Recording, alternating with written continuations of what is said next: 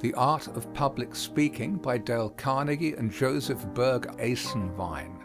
Chapter 27, Growing a Vocabulary. Quote, "Boys flying kites haul in their white-winged birds. You can't do that way when you're flying words. Careful with fire is good advice we know. Careful with words is 10 times doubly so. Thoughts unexpressed may sometimes fall back dead, but God himself can't kill them when they're said." Unquote.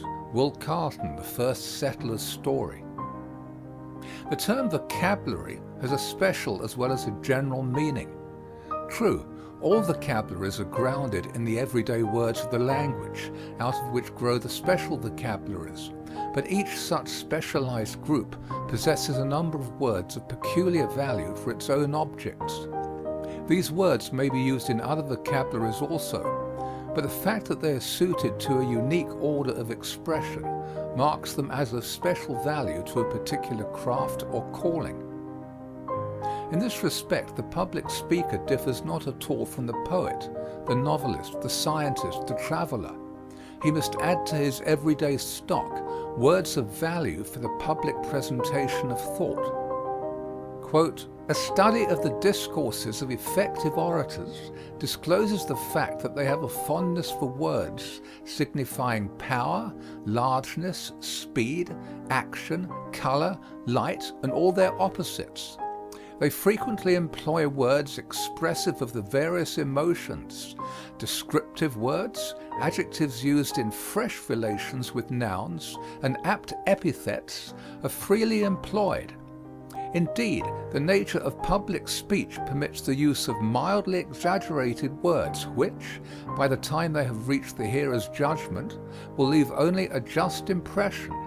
Unquote. Footnote. How to Attract and Hold an Audience. J. Berg Eisenwein. Form the book note habit. To possess a word involves 3 things: to know its special and broader meanings, to know its relation to other words, and to be able to use it.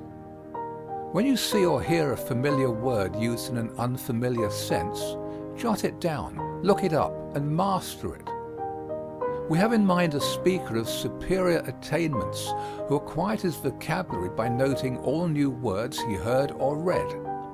These he mastered and put into use.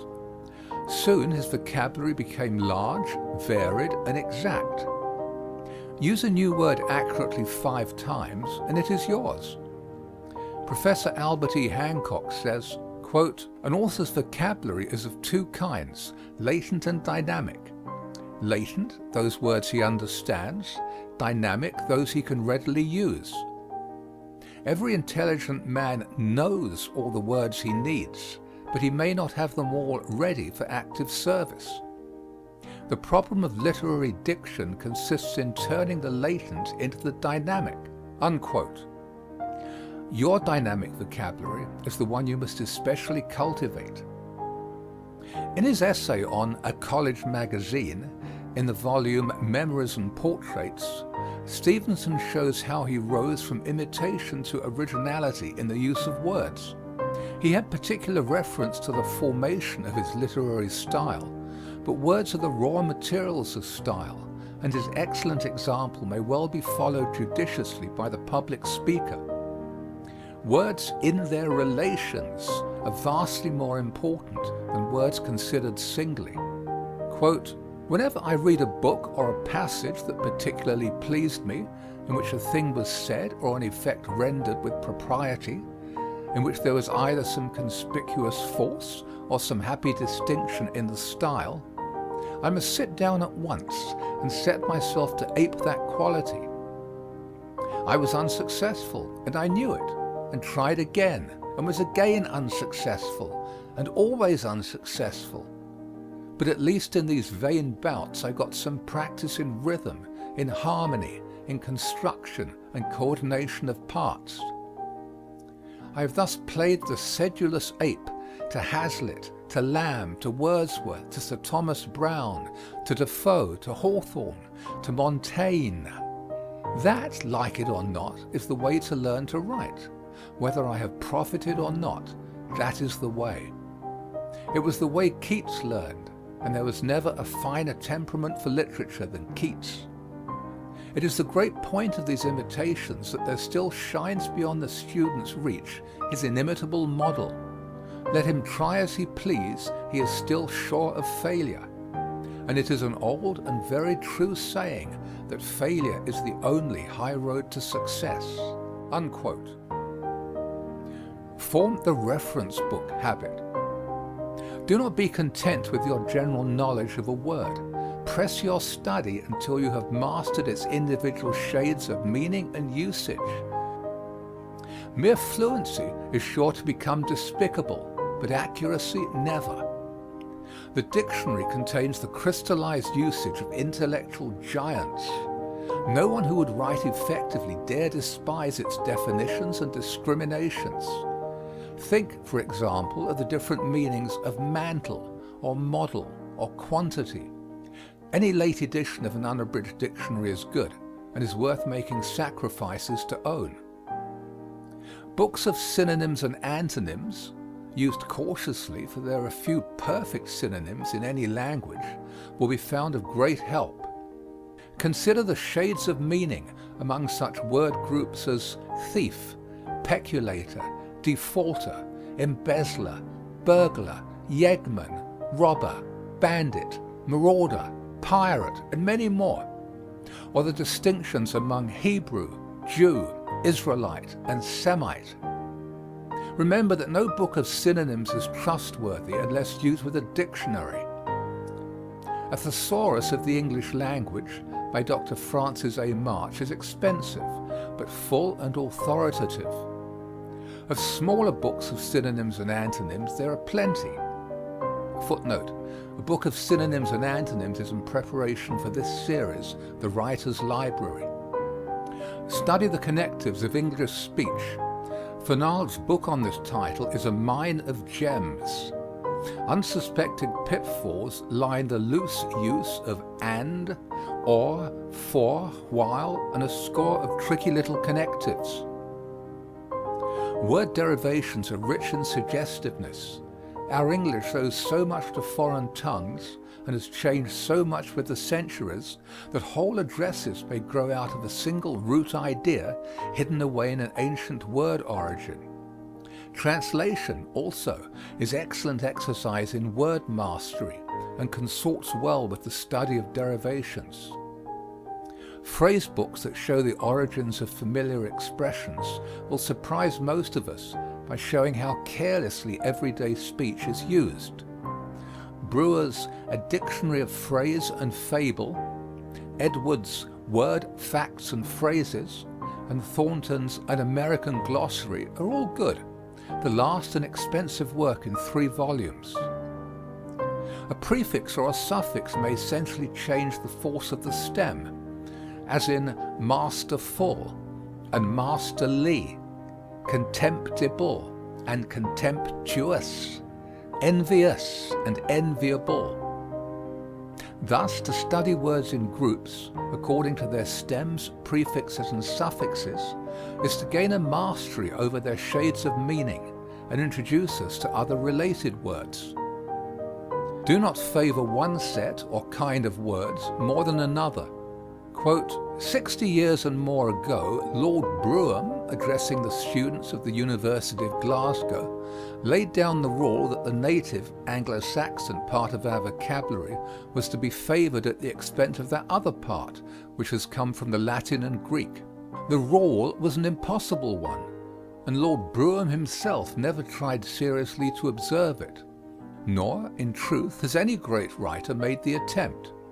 Not only is our language highly composite, but the component words have, in De Quincey's phrase, happily coalesced. It is easy to jest at words in osity and ation as dictionary words and the like. But even Lord Brougham would have found it difficult to dispense with pomposity and imagination. Unquote. Footnote, Composition and Rhetoric, J.M. Hart. The short, vigorous Anglo-Saxon will always be preferred for passages of special thrust and force, just as the Latin will continue to furnish us with flowing and smooth expressions. To mingle all sorts, however, will give variety, and that is most to be desired. Discuss words with those who know them. Since the language of the platform follows closely the diction of everyday speech, many useful words may be acquired in conversation with cultivated men, and when such discussion takes the form of disputation as to the meanings and usages of words, it will prove doubly valuable. The development of word power marches with the growth of individuality. Search faithfully for the right word. Books of reference are tripled in value when their owner has a passion for getting the kernels out of their shells. 10 minutes a day will do wonders for the nutcracker. Quote, "I'm growing so peevish about my writing," says Flaubert. "I'm like a man whose ear is true, but who plays falsely on the violin. His fingers refuse to reproduce precisely those sounds of which he has the inward sense. Then the tears come rolling down from the poor scraper's eyes, and the bow falls from his hand." Unquote. The same brilliant Frenchman sent this sound advice to his pupil, Guy de Maupassant. Quote, "Whatever may be the thing which one wishes to say, there is but one word for expressing it, only one verb to animate it, only one adjective to qualify it. It is essential to search for this word, for this verb, for this adjective, until they are discovered, and to be satisfied with nothing else." Unquote. Walter Savage Landor once wrote, quote, "I hate false words, and seek with care, difficulty, and moroseness those that fit the thing." Unquote. So did Sentimental Tommy, as related by James M. Barrie in his novel bearing his hero's name as a title. No wonder T. Sanders became an author and a lion. Tommy, with another lad, is writing an essay on "A Day in Church" in competition for a university scholarship. He gets on finely until he pauses for lack of a word. For nearly an hour he searches for this elusive thing, until suddenly he is told that the allotted time is up, and he is lost. Barrie may tell the rest. Quote, "Essay! It was no more an essay than a twig is a tree, for the gowk had stuck in the middle of his second page. Yes, stuck is the right expression, as his chagrined teacher had to admit when the boy was cross-examined. He had not been up to some of his tricks, he had stuck, and his explanations, as you will admit, merely emphasized his incapacity. He had brought himself to public scorn for lack of a word." "What word?" they asked testily. But even now he could not tell. He had wanted a Scotch word that would signify how many people were in church, and it was on the tip of his tongue, but would come no farther. Puckle was nearly the word, but it did not mean so many people as he meant. The hour had gone by just like winking. He had forgotten all about time while searching his mind for the word. The other 5 examiners were furious. "You little tatty-dooley," Cathro roared. "Were there not a dozen words to wile from if you had an ill will to Puckle? What ailed you at Manzy?" Or, "I thought of Manzy," replied Tommy woefully, for he was ashamed of himself. But a manzy's a swarm. It would mean that the folk in the kirk were buzzing thegither like bees, instead of sitting still. "Even if it does mean that," said Mr. Duthie with impatience, "what was the need of being so particular? Surely the art of essay writing consists in using the first word that comes and hurrying on." "That's how I did," said the proud McLaughlin, Tommy's second competitor.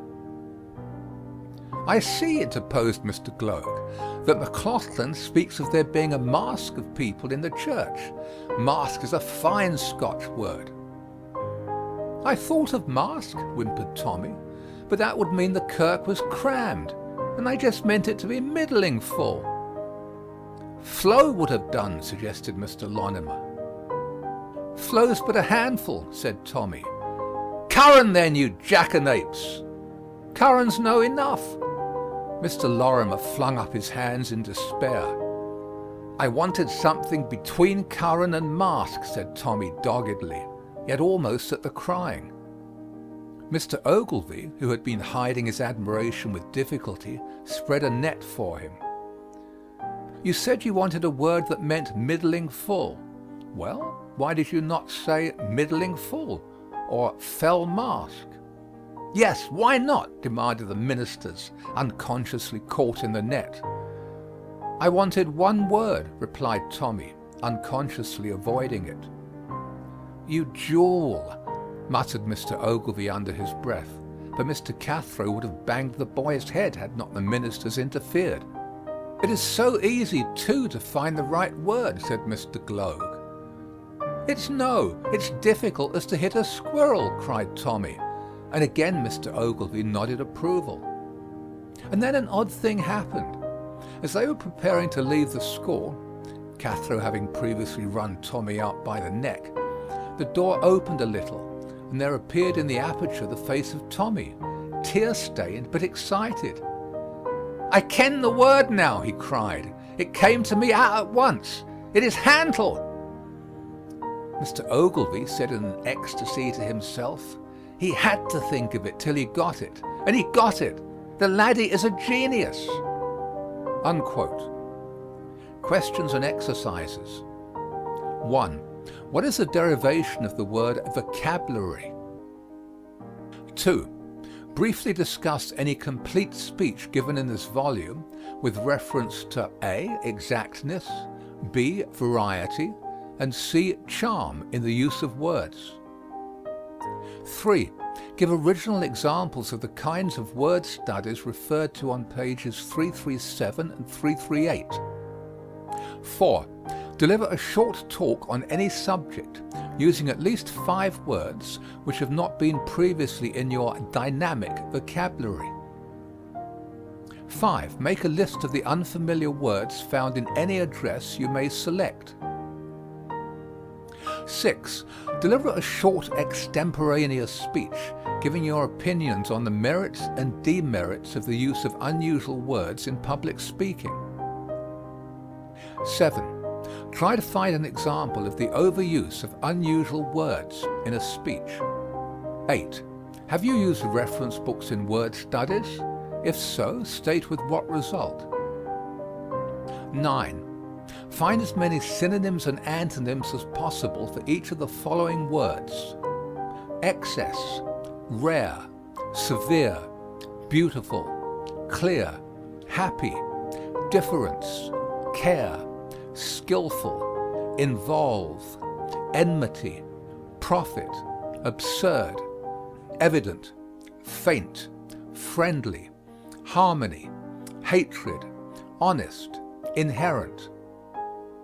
End of section 27. Recording by Paul Adams.